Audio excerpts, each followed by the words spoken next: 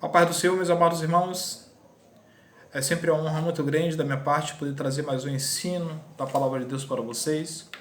E hoje, dando sequência na nossa série de estudos sobre o Espírito Santo, nós falaremos sobre os frutos do Espírito, ou o fruto do Espírito. Sabemos que o fruto do Espírito é algo que deve acompanhar todo cristão. Todo cristão ele tem que ter o fruto do Espírito inerente em sua vida. Na lição anterior nós falamos sobre os dons do Espírito.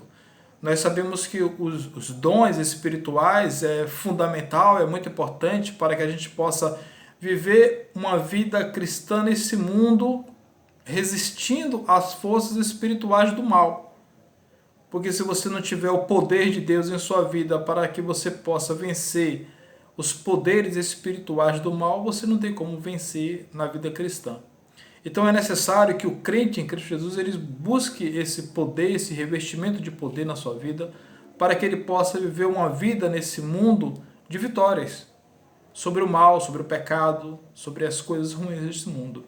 E hoje nós falaremos sobre os frutos do Espírito, ou o fruto do Espírito. E para isso eu quero levar vocês ao texto em Gálatas, no capítulo 5, a partir do verso 22. Vamos ler o verso 22 e o verso 23, mas a gente precisa também compreender o contexto pelo qual o apóstolo Paulo escreveu isso. Então vamos à leitura, queridos. Gálatas capítulo 5, verso 22. Mas o fruto do Espírito é amor, alegria, paz, longanimidade, benignidade, bondade, fidelidade, mansidão, domínio próprio. Contra essas coisas não há lei. Vamos a uma breve parábola de oração. Santo Deus e amado Pai Celestial, obrigado pela Tua palavra, Senhor Deus. Use esse momento para trazer alegria e conforto aos nossos corações, por meio de Jesus Cristo que eu oro. Amém. Queridos, é interessante para que a gente possa entender essa questão aqui do fruto do Espírito, o que está por detrás disso. Porque o apóstolo Paulo, quando ele fala a respeito do fruto do Espírito, ele tem um contexto lá, aqui sobre as obras da carne. E ele faz uma contraposição das obras da carne aos frutos do Espírito. Ou seja, se você não tem na sua vida a evidência do fruto do Espírito Santo, você não tem como vencer as obras da carne. Porque se os frutos do Espírito não estão operando em sua vida, você não tem como vencer. A ideia seria a seguinte: se você não tem o Espírito Santo de Deus operando em sua vida, a sua religiosidade, a sua conduta, a sua obra, nada disso vai trazer freios aos impulsos da carne. Nada disso vai impedir que a carne ela possa dominar você. Então, a maneira pela qual o crente ele consegue sobrepujar os impulsos da carne é se ele tiver a operação do Espírito Santo por meio dos frutos do Espírito, ou do fruto do Espírito. E aqui o apóstolo Paulo ele cita uma lista, né, desses frutos. E o primeiro desse fruto aqui é o amor. Aqui não é o amor que você tem para o seu marido, ou para os seus filhos, ou para aquelas pessoas que você ama, mas aqui o amor pelo qual Deus lhe amou. Esse aqui é o tipo de amor que está descrito aqui, que é aquele amor sacrificial, o amor altruísta, o amor que coloca Deus em primeiro lugar e a obra de Deus em primeiro lugar, em detrimento de qualquer uma outra coisa. O segundo fruto aqui é a alegria. A alegria de alguém que já teve um coração alcançado e perdoado por Deus. A alegria de uma pessoa que tem os seus pecados perdoados. A alegria de quem está com Deus, vivendo uma vida em virtude daquilo que Deus deseja para ele. O terceiro é a paz. Paz com Deus. E aí essa paz com Deus, ela excede, como diz o apóstolo Paulo, todo o entendimento, porque ela vem de você e ela passa para outros. Ela vem de Deus para você e aquela paz que você tem, aquele amor, aquela tranquilidade, aquela alegria, ela é algo que ela é transmitido a outras pessoas. O terceiro é a longanimidade. A longanimidade de alguém que teve a sua vida diante de Deus e apresentado a Deus. E apesar das situações que estão inerentes às suas voltas, ela olha especificamente para Deus. E aí ele vem benignidade e bondade, que aparentemente na nossa língua portuguesa são a mesma coisa, né? Benignidade e bondade, você ser uma pessoa que traz o bem e você ser uma pessoa boa nesse mundo. Alguém que está sempre pronto e disposto a fazer o bem, a fazer aquilo que é proveitoso para a vida do próximo. E aqui, fidelidade. Fidelidade é algo muito importante para com Deus, porque o nosso Deus ele é fiel, né? E quando o Espírito ele opera em sua vida, ele traz essa fidelidade àqueles que ele está operando. E aqui a mansidão e aqui o domínio próprio. Então, a mansidão é algo também, aqui no verso 23, muito importante para a vida de um crente. A mansidão, ela não é um estado de covardia, mas ela é um estado onde a pessoa ela entende que Deus ele vai operar no momento dele, né? Essa é uma mansidão que opera da parte de Deus. E o domínio próprio, que é algo muito importante para você frear os impulsos da carne. Somente uma vida que você tem um domínio próprio, você consegue frear esses impulsos que a carne ele vem em nossas vidas. É quando o pecado bater em sua porta, você abrir a porta para ver quem está lá fora e você vê lá o Senhor pecado e você não permite que o Senhor pecado entre na sua casa, mas você fecha a porta para que ele fique do lado de fora e ele não entre. A Bíblia diz, resisti ao diabo e ele fugirá de vós.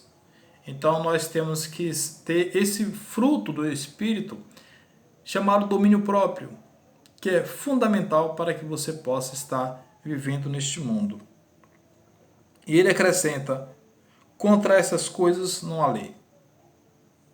Ou seja, aqueles que, os legalistas judeus, eles que colocavam uma série de padrões para alcançarem a salvação pelos seus próprios méritos e virtudes, o apóstolo Paulo fala que tudo isso aí não passa de ilusão do homem.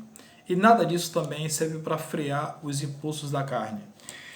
Versos 24 e 25 ele fala aqui, e os que estão em Cristo Jesus, eles crucificam a carne com suas paixões e concupiscências. Ou seja, quem está tendo a operação do fruto do Espírito em suas vidas, eles crucificam a carne com suas paixões, concupiscências.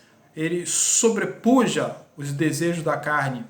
Quando os desejos da carne batem na porta, ele consegue olhar para esses desejos e frear esses impulsos, recuar, rejeitar, não desejar isso. Por quê? Porque eles estão em Cristo Jesus. E ele fala no verso 25, se vivemos no Espírito, nós também andemos no Espírito. E aí talvez você pergunte, qual desses frutos é o mais importante? Eu digo para você, todos esses frutos. Qual desse fruto eu posso ter e eu posso não ter? Se você está tendo a operação do Espírito em sua vida, você tem todos esses frutos. Os frutos do Espírito com respeito ao dom, porque o dom é algo que Deus dá a cada um de acordo com a medida que Ele quer. Mas o fruto do Espírito, todos os crentes, eles têm o fruto do Espírito. Eles precisam ter o fruto do Espírito. E essa lista aqui, ela é muito parecida com a lista que nós temos lá em Mateus no capítulo 5. Quando Jesus ele começa uma série de ensinamentos, que começa ali no capítulo 5 de Mateus e vai até o final do capítulo 7, trazendo ali ensinamentos importantes que são inerentes também à vida do cristão. Eu gostaria de trazer um ensino para vocês a respeito desse discurso do Senhor Jesus aqui em Mateus, quando ele começa a falar aqui das bem-aventuranças. As bem-aventuranças é algo que é fundamental na vida do cristão. Você não pode ter uma bem-aventurança sim ou outra não. Você não pode ser uma pessoa de um lado humilde e de outro lado ser uma pessoa irascível, né? Que se ira com facilidade. Então, quando nós lemos aqui as bem-aventuranças, nós percebemos algo muito interessante. É que elas estão sempre ligadas umas às outras. É como uma corrente que um elo liga o outro elo. De maneira que se você romper um desses elos, você quebra completamente a corrente. Então aqui é a ideia das bem-aventuranças. Eu vou começar a ler aqui uma das bem-aventuranças, vou começar pela primeira aqui. E vamos aqui transcorrer um pouco, tentar explicar aqui o que significa cada bem-aventurança. E você, como crente em Cristo Jesus, que tem o Espírito operando em sua vida, você vai entender e vai perceber que isso aqui está em você. Ainda que você às vezes não entenda os termos, você vai compreender que isso aqui está sendo operado pelo Espírito na sua vida. E aqui no capítulo 5 de Mateus, no verso 1, ele começa dizendo: vendo Jesus as multidões, subiu ao monte e, como se assentasse, aproximando-se dos seus discípulos, e ele passou a ensiná-los, dizendo. E aqui quando ele fala que, vendo Jesus as multidões, ele subiu ao monte e ele começou a ensinar os discípulos. E aqui, para a maioria dos estudiosos, é uma contraposição ao que ocorreu com Moisés no Monte Sinai. Então Jesus ele começa a ensinar aos seus discípulos e também a multidão que estava ao redor dos seus discípulos a respeito de como viver a vida cristã nesse mundo e como o Espírito ele opera na vida de cada crente nesse mundo para que ele possa viver plenamente essas bem-aventuranças. E ele começa aqui no verso 3 com a primeira bem-aventurança. Bem-aventurados os humildes de espírito. Então, bem-aventurado o humilde de espírito. O que é isso? Não está se falando aqui de condição financeira, de posses, de bens, mas aqui humilde de espírito é aquele que pensa zero de si mesmo. É uma pessoa que não se considera merecedor da graça de Deus, mas ele tem uma atitude de servo. É aquele que está pensando zero de si próprio. É uma pessoa que foi empobrecida por Deus, ou ela foi zerada por Deus. Mas essa não é uma obra sua. Essa é uma obra do Espírito Santo fazendo em sua vida.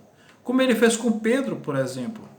Quando Pedro achava que ele era o maior dos discípulos, o mais experiente, o mais capaz, diz que o Espírito ele levou Pedro, não é? E eu creio que essa é uma obra de Deus para quebrar Pedro, levou ele a negar Jesus 3 vezes. Ele cometeu um daqueles pecados terríveis que qualquer homem cristão ele tem medo de cometer com relação a Jesus Cristo, que é negar o Filho. Não é? Então, quando ele nega o Filho de Deus, Deus ali ele está ensinando uma lição a Pedro, que não é pela força e pelo poder de Pedro que ele seria um excelente discípulo para Jesus, mas era pelo poder do Espírito. Então, para que Pedro ele fosse o apóstolo que ele se tornou, ele precisava ser empobrecido de espírito, ou seja, esvaziado do seu eu, do seu ego e das suas arrogantes pretensões, por assim dizer.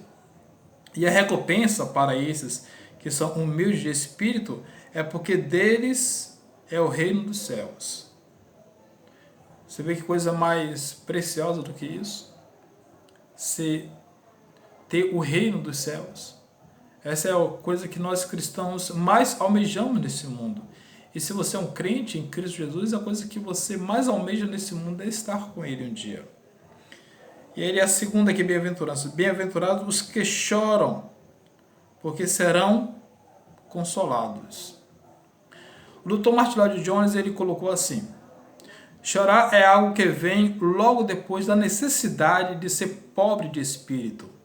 E ele acrescenta: quando eu confronto Deus e a sua santidade, ou seja, quando eu me deparo com Deus, eu confronto a minha pecaminosidade com a santidade de Deus e contemplo a vida que eu devo viver diante desse Deus santo, porque ele se é santo aquele que me chamou, eu devo me tornar santo também, e vejo em mim mesmo a minha pecaminosidade, aí existe esse total desespero e essa falta de esperança em mim, e aí eu choro. Aqui é um chorar pelos pecados. Mas olha aqui, como diz aqui, bem-aventurados que choram, ou seja, felizes os que choram. Na nossa cultura, chorar é sinal de tristeza, mas na Bíblia, chorar pelo pecado é um sinal de alegria. E aqui vem a recompensa, porque serão consolados. Que maravilha, não é? Sendo consolados pelo próprio Deus. Aqui a seguinte é, bem-aventurados os mansos, porque herdarão a terra.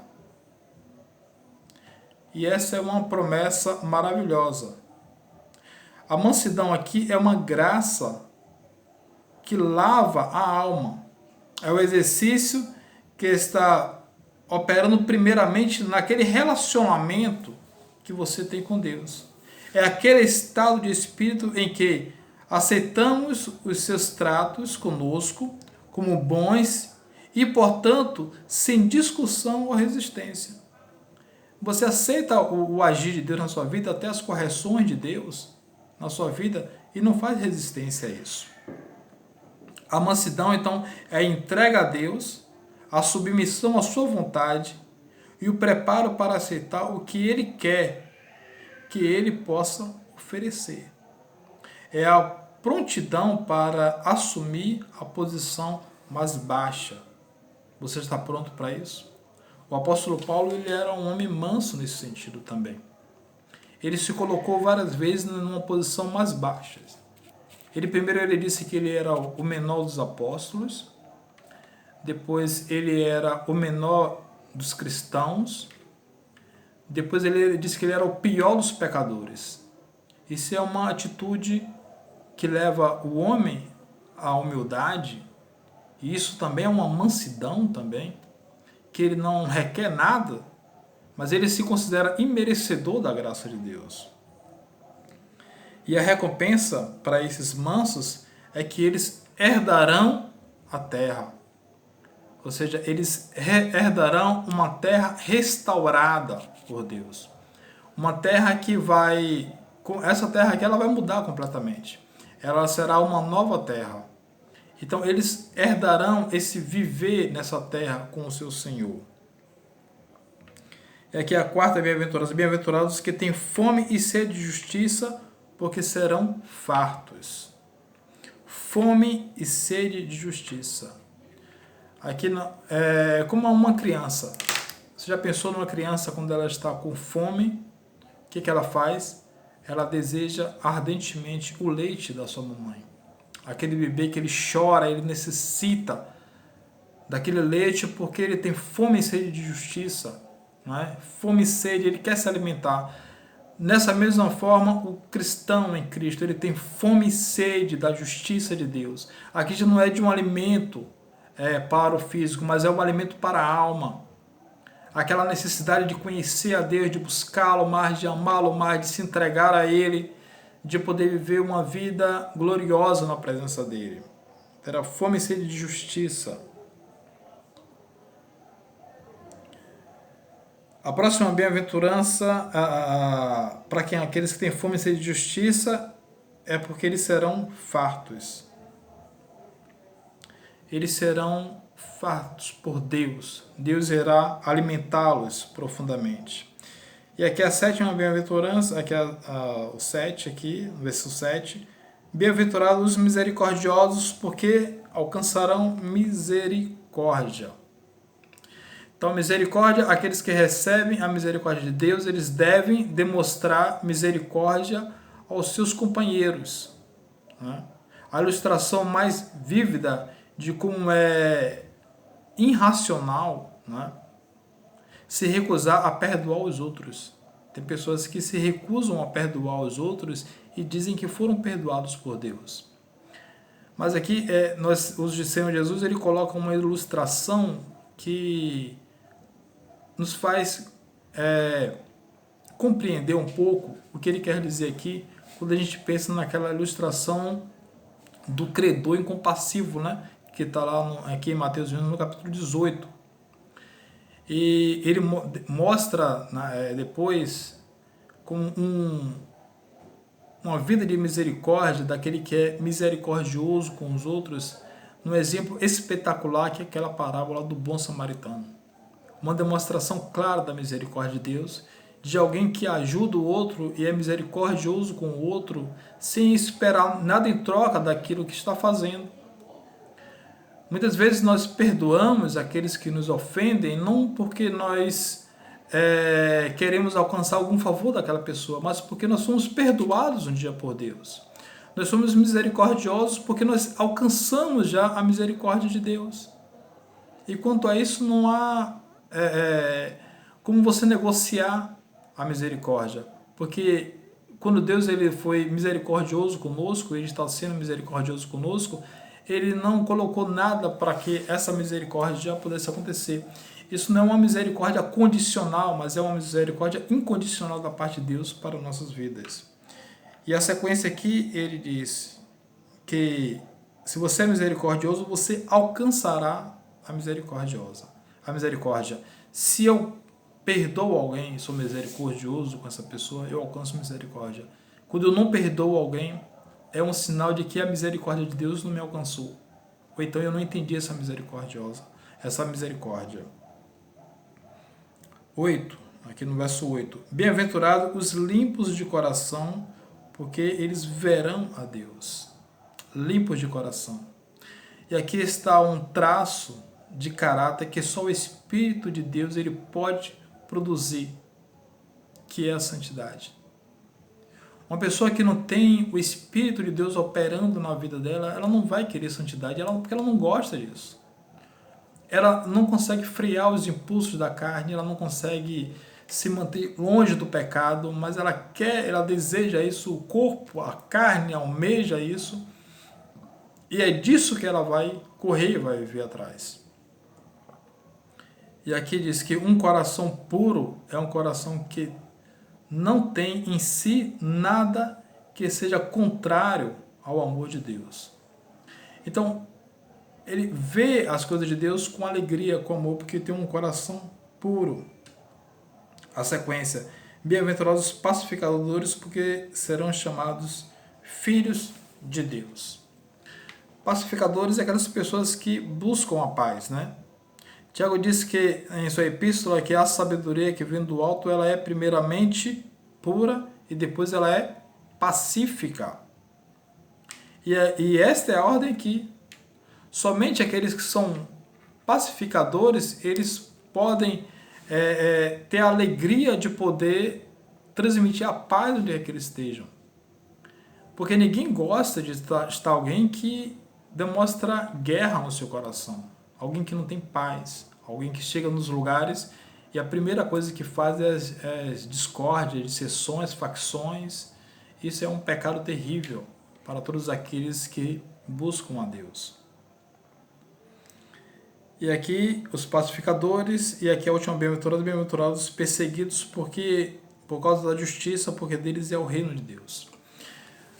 Se você, queridos, ele busca a justiça, a santidade e a paz, você está indo na contramão desse mundo. E o mundo ele vai lhe perseguir por isso. O mundo vai lhe perseguir porque o mundo ele não tem paz em si. Porque ele está em guerra constantemente contra Deus. Então é natural que o servo de Deus ele seja perseguido. Isso aí é algo que realmente está também no currículo do cristão. Todo cristão ele tem lá no seu currículo embaixo uma nota: sofrer perseguições. Porque ele vive uma vida de santidade diante de Deus. Então, a perseguição é algo que está na vida do cristão. Talvez você pergunte assim: qual dessas bem-aventuranças eu devo ter e devo não ter? Você deve ter todas. Todas elas estão em você. Como eu disse no início, se você está tendo a operação do Espírito em sua vida, você está com essas bem-aventuranças em operação em você nesse momento, não é? E a perseguição também é algo que vai acontecer na sua vida se você tiver isso também. Então você já fica preparado de antemão pelas perseguições que vão vir. Se elas não estão vindo agora, ela vem amanhã depois. Então não se preocupe com isso. Olha o que diz o verso 11 aqui. Bem-aventurados sois quando, ou seja, perseguidos, né? Bem-aventurados sois quando por minha causa vos injuriarem e vos perseguirem e mentindo disserem todo mal contra vós. Quem que gosta de ser perseguido, injuriado e as pessoas mentindo disserem coisas contra nós? Ninguém gosta. Mas olha o que ele fala no verso 12. Exultai-vos e alegrai-vos, porque é grande o nosso galardão nos céus, pois assim perseguiram os profetas que viveram antes de vós. Olha o que o Senhor Jesus está colocando aqui. Que nós deveríamos nos alegrar diante das situações difíceis das nossas vidas, quando nos perseguirem, nos injuriarem e mentindo disserem tudo mal contra nós. Nós devemos nos alegrar, regozijai-vos e alegrai-vos, exultai a Deus, não é? Exultar a Deus, se alegrar em Deus em meio às perseguições. A minha pergunta é, você está pronto para isso? Você está pronto para exaltar e glorificar a Deus em meio às perseguições? E o Senhor Jesus, ele coloca aqui, ó, porque assim perseguiram os profetas que andaram antes de vós. E assim perseguirão também ao nosso Senhor, que andou nesse mundo, não cometeu injustiça, não cometeu pecado. A Bíblia diz que dolo algum se achou em sua boca. Ele foi um homem isento de culpas, nele não havia pecado, mas ele foi o mais odiado entre os homens. E ele aplica a ele mesmo aquele versículo do Antigo Testamento que diz assim: eles me odiaram sem motivo. Não havia motivo para tanta perseguição e tanto ódio contra o Senhor Jesus. Mas eles odiavam Jesus porque eles odiavam a justiça. E essa é um dos fatores predominantes, porque muitos cristãos eles são perseguidos pelo mundo afora. Porque a Bíblia diz que o mundo jaz do maligno. E aqueles que estão em Cristo, eles são de fato perseguidos. Eu queria encerrar esse momento mostrando que todos esses frutos do Espírito, eles têm que estar na sua vida, em operação. Amém? Que Deus ele possa usar esse momento para que a sua vida possa ser abençoada por meio da palavra de Deus. Que Deus abençoe a todos.